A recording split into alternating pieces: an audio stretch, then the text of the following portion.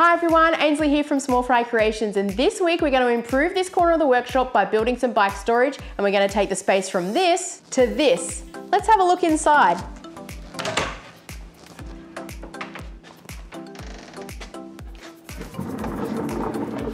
We've built a bike storage garage in a garage.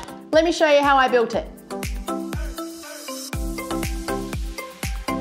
One of the goals in this workshop is to make it easy to keep clean, and for the longest time these bikes have been stored under a blue tarp, and a blue tarp is A, ugly for filming, and B, is actually really hard to keep clean and makes the place feel untidy. So that's what we're going to fix today. And we're going to fix it with a really simple box, but the cool thing about the box is that the bikes are going to be stored on a dolly style tray that we can pull out from the box. Now our first step is to cut all our plywood to length and to width, so let's get to work. Like almost all of my projects, it starts with working out any measurement limitations that I may have, and also working out the minimum size that I need to fit whatever I'm storing away. With the measurements of the bikes taken and the limitations of having to fit under the vacuum in the garage, I finalised the design. The bikes need to be dust free, but easy to get out when you want to use them. Having the bikes on a dolly that rolls out makes it easy to get out, and having the dolly roll into its own garage keeps them dust free. The making process started with cutting the plywood for the main box, which I'll be calling the garage. This project uses 2 pieces of 19mm plywood and 1 sheet of 12mm plywood as the back panel. Once I had the 3 pieces for the garage cut, I set up the table saw to cut rebates for the back panel. With the table saw blade set to 10mm high, I cut 12mm rebates on the back of all the pieces.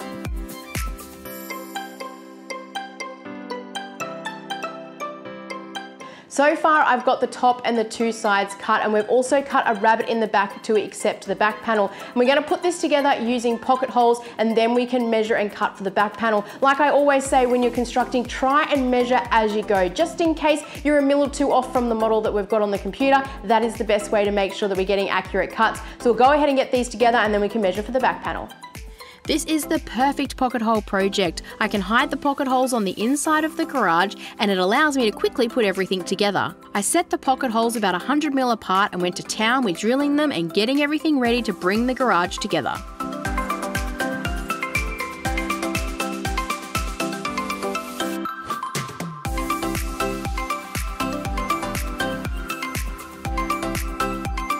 Using this Kreg clamp is super handy to hold the pieces in place.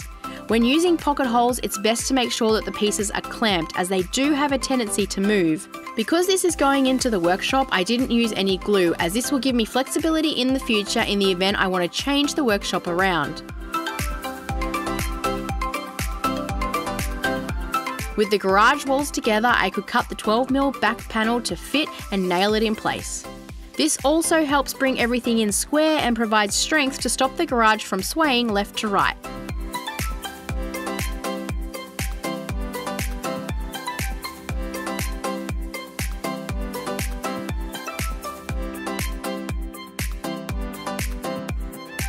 It was then time to move on to the base of the garage. This is where the magic of this bike garage starts to take shape. It starts with cutting plywood strips at 50mm wide. The base is designed to hang over the inside of the garage. This will form part of the runners for the dolly, which will make more sense shortly. It also gives me a good area to attach castors to.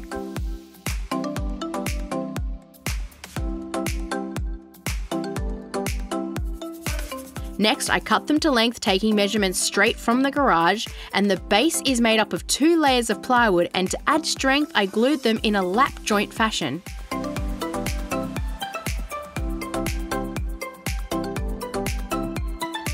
I applied a ton of glue and used brad nails to hold the pieces in place while the glue dried.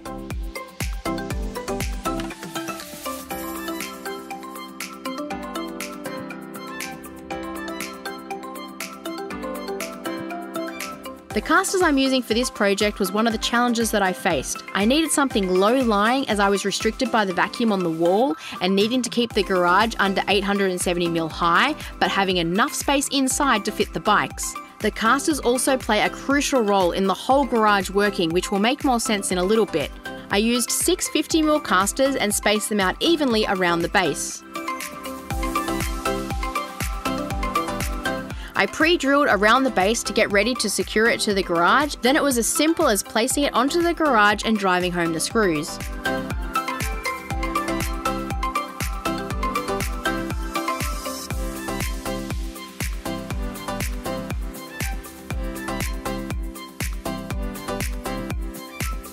We're about to flip over the bike garage, because yes, that is what we're going to call it. We're going to have a garage in a garage. And before I flip it over, I wanted to give you some tips of some mistakes that I have made so you don't make them yourself.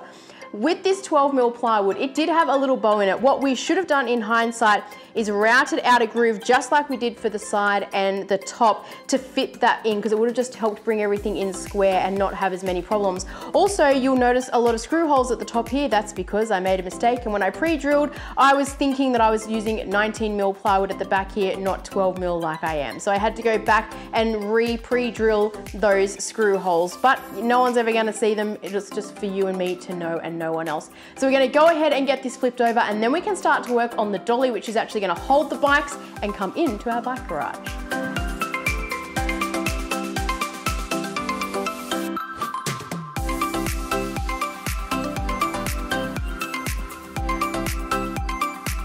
Let me take a second to explain how the garage is going to work. For the dolly to roll in straight and square, it needed some sort of runners. I am essentially going to use a French cleat style system as runners, so my first step was to cut 2 pieces of plywood with a 45-degree angle on them.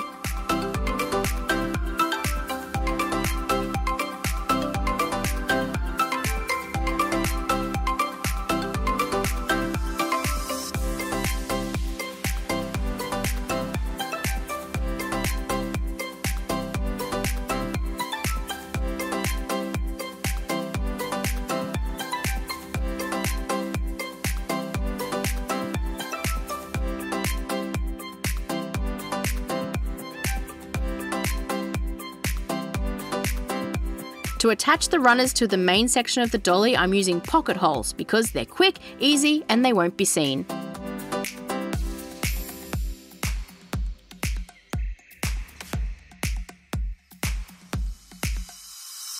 I've got the dolly mostly constructed here and it's currently upside down, but I want to run you through what these two 12mm spaces are for. We need the dolly to clear the bottom lip of the garage in order for these wooden runners to actually work. And I wanted to have the flexibility at this point in the build to chock it up as much as I needed to. I also didn't want to get giant castors and I liked these little guys. I will also point out that they are straight running, they do not swivel left to right. So that will help hopefully with the alignment as it gets pushed into the garage. These two 12mm spaces are the exact height that I need to give myself about 5mm tolerance of clearance above the garage lip. I'm going to go ahead and put these in the spots where I need them, secure them to the bottom of the dolly, and then put my casters on, and then this guy is ready to go into the garage.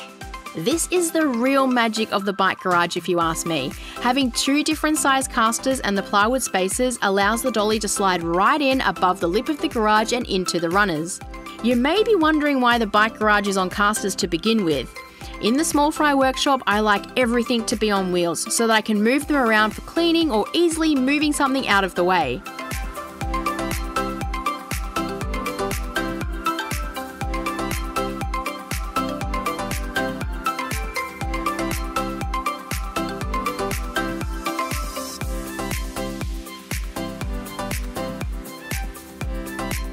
Let's put it in and see if this thing works.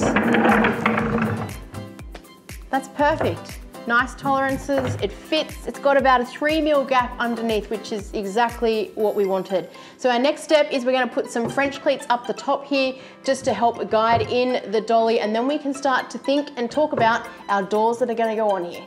The front doors are made up of 4 individual panels, and I cut the 4 pieces to length and width on the table saw. With the garage being so wide, 2 doors seem silly as they would be huge. So having 2 panels to each side that folded away takes up less footprint when open and much easier to deal with.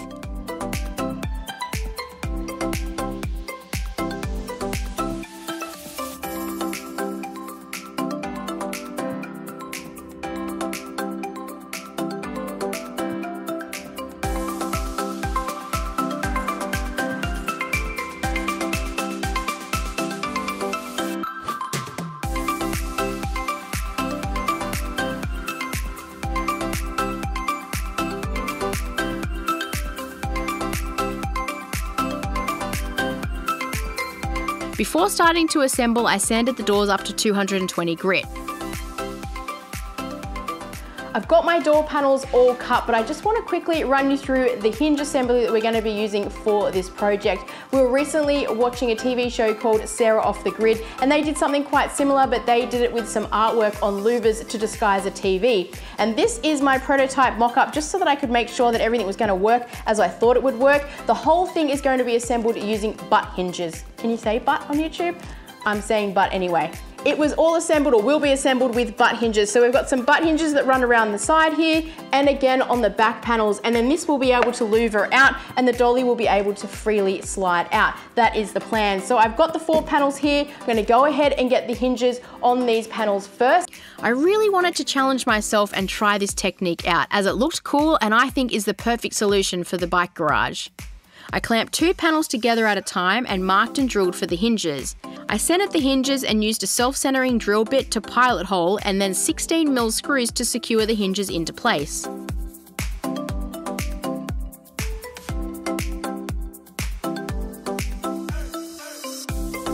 When I had the first set together, I decided to add a little bevel on the bottom of the inside panel as finger pulls to help open the doors. Once I had the hinges on 2 sets of doors, I clamped the doors in place on the bike garage and lined up the sides for the hinges. I used some scrap wood to prop up the door to the right height and measured and placed the hinges on the side and secured them in place. It was then time to take the clamps off and test out the bike garage. All right, let's see if this works.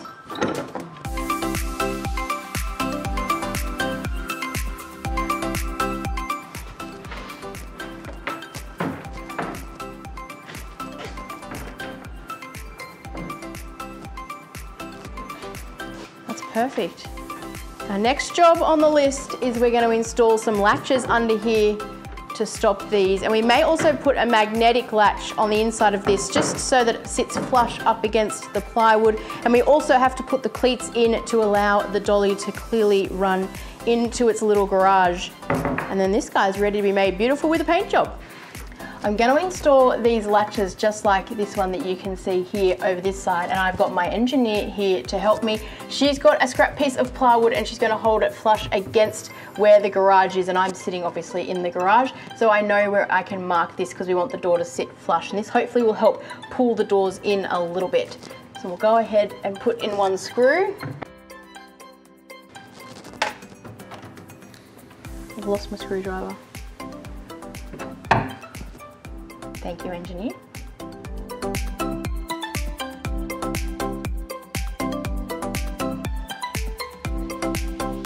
All right, now we can take away this piece of scrap plywood, and we've got the other part of the latch that will go onto the door already in there. We can shut this door, and with a pencil I can mark where I need to secure the door side of the latch. All right, that can come away.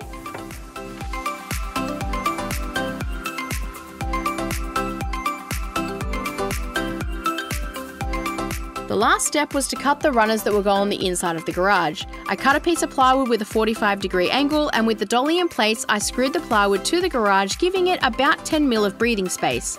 It was then over to the engineer for an awesome paint job, and we could wrap this project up.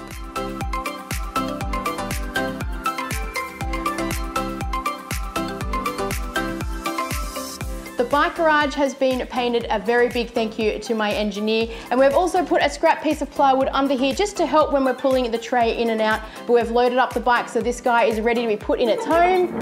The wheels in nice and easy. We've also got these latches up here just to help to pull the doors in level and to the top. So this one is all done. I hope you have liked this video. If you have, help me out by hitting those subscribe and like buttons, and I'll see you on the next one.